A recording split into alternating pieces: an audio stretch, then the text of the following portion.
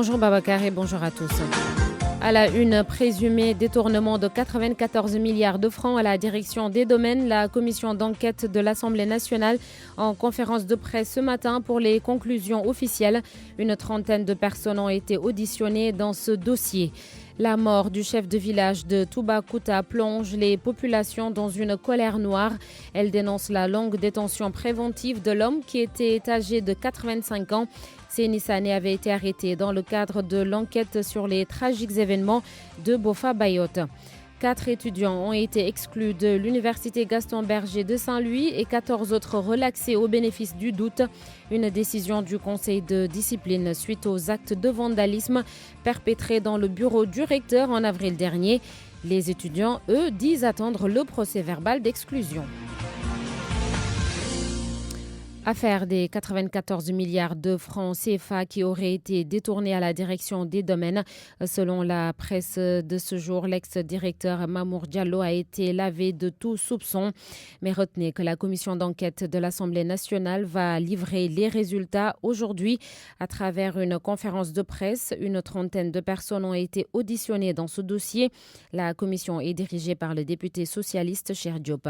Jean-Paul Ndour. En octobre 2018, en conférence de presse, Ousmane Sonko accuse un agent de l'État. Son nom, Mamour Diallo, le directeur des domaines du Sénégal. Pour le candidat malheureux à la dernière présidentielle, le haut fonctionnaire aurait détourné 94 milliards de francs CFA lorsqu'il gérait un dossier lié à un titre foncier. En clair, il s'agit d'un vieux contentieux entre des familles de la communauté Lébou et l'État au sujet d'un terrain à Rufisque dans la banlieue dakaroise. Mamour Diallo a vigoureusement rejeté toutes les accusations. Ousmane Sonko avait porté plainte le 4 mai 2018 pour détournement supposé de fonds publics. À noter que l'accusé n'a toujours pas porté plainte contre le leader du parti PASTEF, alors que Maître El Hadji Diouf, l'avocat de Mamour Diallo, face à la presse le jeudi 31 janvier 2019, avait révélé que son client allait ester en justice. Le procureur de la République ne s'est pas autosaisi de l'affaire, raison pour laquelle des proches d'Ousmane Sonko pensent que la commission d'enquête parlementaire mise en place le vendredi 19 avril dernier est une pure diversion. La commission, dirigée par le député socialiste Cheikh Diop, fait face à la presse à 11h pour livrer ses résultats. Il est 7h02. Nous reparlons de cet accident survenu hier sur le pont Émile Badiane de Ziguinchor. Les opérations se poursuivent pour tenter de sortir du fleuve le camion tombé du pont. 2 personnes sont toujours portées disparues. Un corps a été repêché hier. Ils étaient 4 individus à bord du gros porteur de 30 tonnes. Seul l'apprenti chauffeur est sorti vivant de cet accident. À Toubacouta, toujours dans la région de Ziguinchor, après le choc, c'est la colère. C'est suite au décès du chef de village au pavillon spécial de l'hôpital Aristide Le Dantec. Seni Sané avait été arrêté il y a un peu plus d'1 an dans le cadre de l'enquête sur la tuerie de Bofa. Les habitants de Toubacouta dénoncent la longue détention préventive dont leur chef a été victime et exigent l'ouverture d'un procès pour ses co-accusés encore en prison. Lamine Ba. À Toubacouta, la nouvelle du décès du chef loin de son village s'est vite répandue dans la localité. Les personnes du 3e âge, souvent amies de longue date du défunt, sont les plus affectées. Sitafa Sané, l'un d'eux, se dit choqué. Vraiment, nous sommes très choqués, quoi. Les circonstances, quoi. On pensait qu'il serait libéré. Malheureusement, on vient d'apprendre qu'il est décédé, quoi. C'est avec douleur qu'on a appris cette nouvelle, quoi. Vraiment, nous sommes très choqués. Bakary Sobat Sané, chef du village de Toubacouta, nommé devant l'absence prolongée du chef détenu en prison, regrette la longue détention préventive dont l'ex-chef et ses co-accusés sont victimes. Il plaide en faveur de l'ouverture immédiate d'un procès pour que la lumière jaillisse dans ce dossier. Ils sont détenus depuis, ça fait 1 an et quelques mois, ils ne sont pas jugés là. Vraiment, c'est une inquiétude pour la population. Vraiment, et qu'on aimerait que la vérité soit faite au moins en jugeant pour savoir quelles sont les réalités de leur incarcération. Le maire de la commune de Niassia, qui a fait le déplacement sur les lieux à l'annonce du décès de Seni Sané, promet que le corps sera rapatrié ce jour pour les besoins de l'inhumation prévue à Ziguinchor dans l'après-midi. Mamadou Diallo. On a parlé avec ceux qui sont à Dakar pour mettre en place un dispositif qui va ramener le corps. Dès qu'ils arrivent l'après-midi, on va inhumer à partir de Ziguinchor. Seni Sané avait été arrêté dans le cadre de l'enquête ouverte par la gendarmerie suite aux tragiques événements de Bofa. Il fait partie du lot de détenus transférés à Dakar en attente du procès dont l'ouverture n'est toujours pas effective. Lamine Baz, Guinchor, Radio Futur Média. Après l'arrestation des présumés meurtriers du commandant de la brigade de gendarmerie de Koumpentoum, la collaboration entre population et forces de défense et de sécurité encore en question. Le maire de Ndam, commune du département de Koumpentoum, réitère cette demande dans la mesure où toutes les personnes arrêtées sont originaires de la zone. Abou Diallo souhaite également une plus grande présence de la gendarmerie dans les zones frontalières. Nous l'écoutons avec Moussa Oumargui. C'est vrai, on collabore avec la gendarmerie, mais il faut qu'on renforce cette collaboration. Il faut qu'on dénonce tout suspect identifié dans notre entourage immédiat. Et si c'est fait, la gendarmerie se charge du reste. Parce que pour la plupart, les soupçons ne viennent pas comme ça. Donc nous ne devons pas attendre que ces personnes commettent un forfait pour ensuite venir dire qu'on le savait, alors qu'on devait prendre les devants. Nous demandons à l'État du Sénégal de renforcer la sécurité. Vous savez, le département de Koumpentoum est trop vaste. Il y a la Gambie et la Guinée-Bissau à côté. Donc, si on pouvait avoir une brigade de gendarmerie ou alors un camp militaire, je pense que ça allait régler la situation.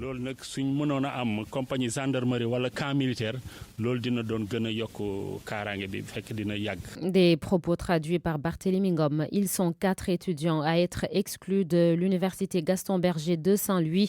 Le conseil de discipline les accuse d'avoir eu un rôle actif dans les actes de vandalisme du bureau du recteur. C'était en avril dernier. 14 étudiants ont en revanche été relaxés. De leur côté, les étudiants disent attendre le procès verbal d'exclusion et l'assemblée générale de l'université prévue le 7 août prochain. Saint-Louis, la correspondance de Mohamed Nabissilla. 4 étudiants de l'université Gaston Berger de Saint-Louis sont exclus par le conseil de discipline qui a examiné les rapports établis à la suite des manifestations qui avaient occasionné le déversement d'eau de fosse septique dans le bureau du recteur Ousmane Thiaré. Le conseil de discipline qui n'a pas encore publié le procès verbal d'exclusion avait déjà entendu les étudiants incriminés. Un total de 18 étudiants dont 14 relaxés au bénéfice du doute. Pour l'heure, beaucoup d'étudiants ont vidé le campus et les dirigeants de la coordination attendent une notification officielle avant de prendre langue avec l'assemblée de l'université qui tient sa dernière réunion annuelle le 7 août prochain. A signalé que les 4 étudiants qui seraient exclus sont constitués de 2 de l'UFR CRAC, un de l'UFR Sciences juridiques et politiques et un autre de l'UFR des sciences agronomiques. RFM Saint-Louis. Mohamed Nabissila. La campagne agricole et les nombreux dysfonctionnements notés par les acteurs. Le trésorier général de la Fédération des paysans du bassin arachidier accuse certains opérateurs privés stockeurs d'être de mauvaise foi. Il parle de pratiques frauduleuses au détriment de l'intérêt des agriculteurs. Ibrahim Diamé. Pape Birandiagne est paysan opérateur, mais il n'a pas porté de gants pour dénoncer ce qu'il considère comme des deals sur les homologations et les notifications attribuées aux opérateurs dans le cadre de la distribution des intrants agricoles, notamment des semences. On voit des opérateurs qui vous disent de tenir des homologations, mais qui n'ont aucun programme et n'ont même pas 50 tonnes. Et parallèlement, on voit aussi d'autres qui n'ont également aucun programme, mais qui bénéficient de notifications de 40 000, voire 50 000 tonnes. Cela parce qu'ils sont protégés par des autorités au plus haut niveau. Ce ne sont rien d'autre que des plans montés. Selon le trésorier général de la Fédération des paysans du bassin arachidier, certains opérateurs ne font que des montages pour s'enrichir sur le dos de l'État et des paysans à travers ces notifications. Ce ne sont que des deals entre opérateurs et d'autres responsables tapis dans l'ombre et il faut qu'on arrête ces conneries. Il appelle ainsi le ministre de l'Agriculture à prendre conscience du phénomène et à agir pour mettre un terme à ces pratiques.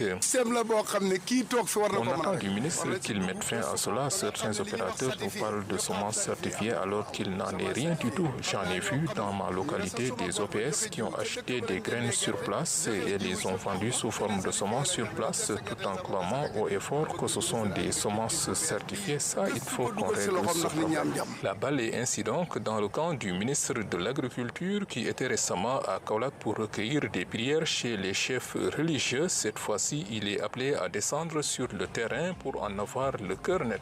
Ibrahim Diamé, Kaolack, Radio Futur Média. Merci Ibrahim Diamé, il est 7h10, Babacar. Merci Sorna Natambay, c'était le journal. Et voici les titres sport. Malal Junior Diagne. Basketball chez les hommes, Abdourahmane Ndiaye Adidas face à la presse ce matin. Le désormais ex-sélectionneur de l'équipe nationale du Sénégal va se prononcer sur les faits relatifs à son départ du banc de l'équipe nationale. CHAN 2020 éliminatoire, les Lions locaux entraînés par Serigne Salou Dia jouent leur avenir ce samedi face au Libéria, battu le week-end dernier par 1-0. L'équipe nationale du Sénégal locale joue son avenir ce samedi. Ce sera au stade Léopold Sédar Senghor. Malal Junior Diagne, merci. Bonjour Charles Faye. Bonjour Babacar. À tout à l'heure pour votre chronique, comme tous les vendredis. La célébration dimanche de la journée nationale de l'arbre. Notre invité à 7h40, le ministre de l'Environnement, Abdou Karim Sall. –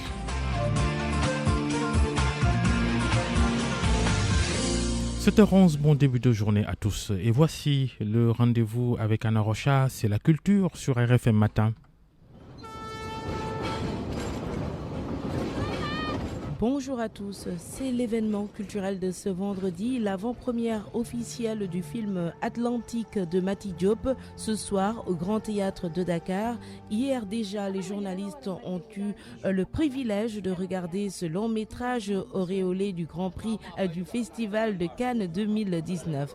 Quelques séquences avec Abdoulaye Diop. Dans la banlieue de Dakar, les ouvriers d'un chantier sont sans salaire depuis 3 mois. Ils décident de quitter le Sénégal par la mer, parmi eux Souleymane, qui laisse derrière lui sa bien-aimée Ada, promise à un autre homme. C'est ici à Dakar que la réalisatrice Mati Diop a choisi de faire la première sortie officielle de son film Atlantique. Le premier public que le film va rencontrer, c'est ici à Dakar. Il sortira ensuite en France, mais la poursuite, c'est vraiment un voyage et un rendez-vous très très important pour moi. J'ai quand même délibérément choisi d'écrire mon premier long métrage à Dakar, avec la grande importance pour moi de le tourner en Wolof, même si je ne parle pas la langue, mais ça n'a pas été un obstacle du tout. Dans ce film d'1h44, les principaux acteurs sont des amateurs. Tous ces personnages n'avaient jamais joué auparavant, mais l'expérience fut enrichissante, explique Amadou Mbow, qui joue le rôle d'Issa, un jeune policier chargé de l'enquête de l'incendie qui va mettre un terme à la fête de mariage d'Ada. Là, actuellement, je veux vraiment entamer une vraie carrière d'acteur. Et ceci est un message aux réalisateurs et cinéastes qu'ils continuent à écrire et de beaucoup écrire pour nous donner, nous, la possibilité de faire plusieurs films. Après la sortie officielle ce vendredi, des projections gratuites en plein air sont prévues à l'université Cheikh Anta Diop. Une conférence de presse est prévue ce matin au complexe cinématographique Ousmane Sembène avec toute l'équipe d'Atlantique. Et demain, dans votre magazine culturel Khalam, nous recevrons les 3 principaux personnages du film. La Maison de la Culture d'Outasek prépare, elle, la 19e édition du Centre Aéré, un événement qui fait la promotion de l'enfance avec des activités artistiques. Occasion également cette année pour célébrer le centenaire du parrain Abdoulaye Doutasek. Je vous propose d'écouter la directrice Fanta Kane. Des activités artistiques sont prévues sous forme d'ateliers, des rencontres, des visites pédagogiques donc seront organisées. C'est une activité qui est bien connue quand même par la population. Bon, comme nous sommes du ministère de la Culture, ce que nous faisons, c'est d'organiser des activités artistiques. C'est des ateliers de littérature, peinture, de danse, théâtre, culture urbaine et des activités de patrimoine aussi. Événement prévu du 5 au 28 août prochain. Merci d'avoir suivi. À bientôt pour une nouvelle chronique culture dans RFM Matin. Merci Anna Rocha. On retrouve le service culture de RFM demain dans le magazine Khalam 12h30 et 13h30. RFM Matin, il est 7h14. RFM Matin. RFM Matin. L'émission qui réveille le Sénégal. La chronique de Charles Faye maintenant.